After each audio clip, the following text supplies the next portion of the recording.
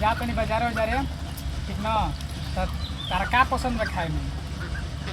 हमारे सब कुछ पसंद है। हम तो फोन है तुम बताइले रही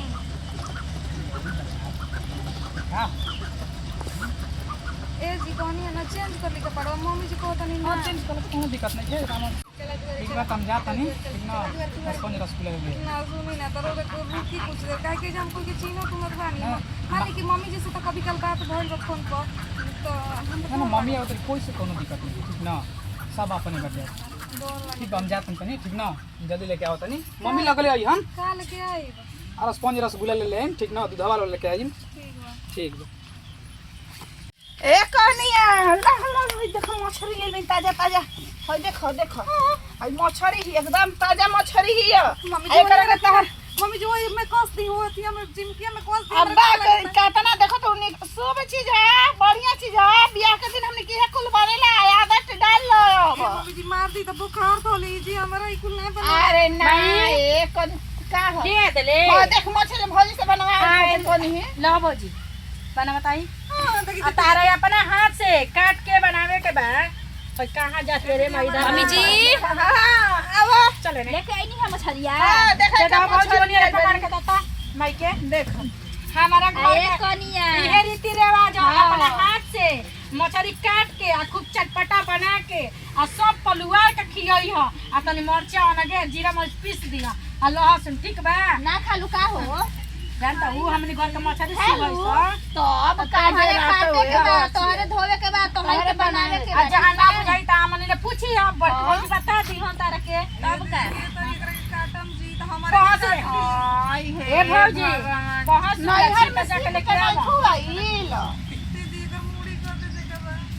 कते चकबा हो मुड़ा आलू न मछली सुनले रही ना कि बाबूजी बतावत रही कि ए भाभी ओकरा के मुड़ा पसंद है यही से मम्मी के कहनी बड़का बड़का मुड़ा लेके आई हम सब कटवा के रहती देखो ए भौजी एकरा में नु एमे शाकाहारी कोई नहीं के सब मांसाहारी बा सब मीट मछली खाए वाला ए आई रोज के कनिया। काम है तारा रोज बनावे के अगर कुछ खाद ना होई हम मुर्गा मछली अंडा त खाए सीख ली हो तो हम सब चीज हमार चलेला बकरो हम खाई ना खालू त बनावे चरे में चरे जा ठन ठीक ना काट के बना दो आवे में चलो चलो हम नहीं ये रीति रिवाज अब बहना गोटले आ जाओ ए भौजी अब बहना का सारा निकालो तो चल के चलो तो चलो चलो आओ तनी चलो आके का सारा खोल के दो हमरा के बाटी आई सबरी घरवा पानी करा के ले जाके कलवा को धो के मम्मी देरो भी बताई दीदी जी कि मम्मी जी को हमरा के जाता नहीं करे के बनावे के बहुत जगह भी अगर कनी अभी आए के घर आई लही ना त अभी अति अति तोहरी के त छोटी छोटी आइल बा हमरी के होते होते चका आइल है काटनी है बनई नहीं सबके खियई नहीं कुल करे के पड़ी जाओ रीति रिवाज बतावन त करही के ना पड़ी बताव कदनो बहटी आइबो त बहटी आई मान के नहीं के जतनी बयाना बाटे जल्दी कर दी ह हम तो जानते ना रही है दादा के होइयो कुल रसम रिवाज होला होई होते चका बिया हो दादा ही हमारा के कटी के होमे करा के काटो हम का फस गनी यो कोई ना मकर रसगुल्ला लेवे ना चुपके से कटवा दी इनका से कहती ना कि हम ही कटनी है अरे माई का फसनी रे भगवान ई बेरा उतरते उतरते ई तो सब कुछ कल सावा महीना बाद छुआ जाला चूल्हा चौकी तो हमरा के सावा घंटा ना रहे देली जा ये छिनरन के मन पता ना धो के मंगिया फाड़ आ उतरते उतरते हमरा के आ रसम रिवाज के नाम पर ना एथी करवावत ऐसन बरारा बरारी कटवावत बाप रे बाप एक जीव हमर जोर गोइल एकदम है सब नया नया हमर कपड़ा लत्ता कुल का सोचले रही के जाइम नु तो ऐसे दूध में फूल डाल दियो सन अंगूठी से हीड़म है ऐसे निकाल है तो हीड़ो तनी निकाला तनी आए दूध में से फूल आ अंगूठी इहो चर्बी आइए गोलिए मछलिया का हो खाए के कितना शौक रहे हमरा लेकिन बनावे के आज तक शौक ना भई माई त हमर कहत रहे कि जइबे तो जब गोतिनी बाईसन तोरा त कामे ना करे दियो संतर के तात ना खुशी से रखियो सन के का औते औते त रख देली सन खुशी से हमरा के का करी हम के पर गई टाइबो करी मैं तो अहो छीना रोजानी यही पे गाड़ी दे तो कहबू जा कि गाड़ी देतिया आए हमरा लाज डर ना लगेला कैसे खेलवाड़ी ले लेके सब जनिया भतारा साइड में भइल बड़ी जा कि हई खाला दुनिया खाला मिठाई खाला आ एथी खाला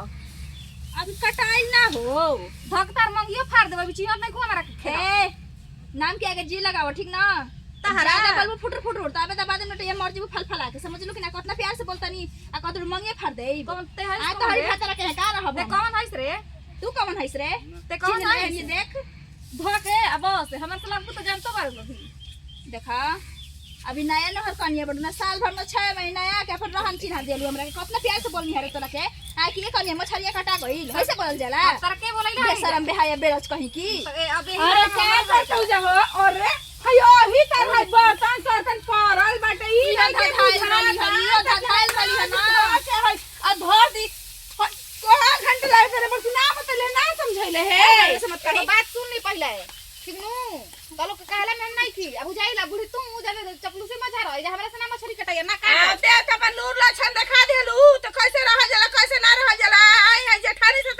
आज तक बड़की ना ऊंचाई कइला हो हमरा के बोलबो तो जान के ना ठदे के जे कलर पलर जेबू ए कनिया जे कमा के खियावता उ तो हतना मन के तावे ना देखैला से तू कब ना गली के हो भंडार कहां गइल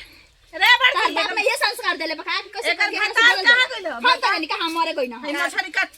मछरी काट हम तोर भतार के लिया के आवतनी अभी बाहरे आता तो जल्दी चला लगलू हां ना जालिया के अब का कबार लियन हमर भतार आ चाहे तहार भतार हम तो ऐसो चनी है ना कि जाई ओकरा से मिलजुल के करवा दें लेकिन ऐसा ना छतर के तू पैदा भइल बड़ ना कि कोई तरह से व्यवहार ना रखी जल्दी जल्दी काट के बनावा ना तियाबे दबा दे मुड़िए चक के मर तारा के त खिलवाड़ी काट छाप के बोलाव तनी के हमरा से व्यवहार रख ना केन तपिया ना कहां गोइल उतरवा के जब से हमर मांग बहोर के उतरले बाड़ी सन परिज के तब से ही त गायबे बा एकरे ढेर सखी संगतिया बनताव तो ध के कहब कि रखबे के ही बेरा छोड़बे आए जिसे आइल बनी वही से ही चलिए जे मोही लुगे अभी हमरा के जानते नहीं कुछ बरारी हम बनाई हम ना बनाई बताओ तो हई कुल हमर सपना जवन रहे ना कुल घर में आवते अथी हो तो जानते रहिया कहीं से कि जवन घर में सास न पहले से चढ़बाकिन बेसरू त हमरा गुजारा ना ले दियो सन तो ई नहीं खींचे जानत कि लोग 20 है तो हम 420 देखा तुम के तरी बनवा ले तड़ी जाए तो जब बात बतियावे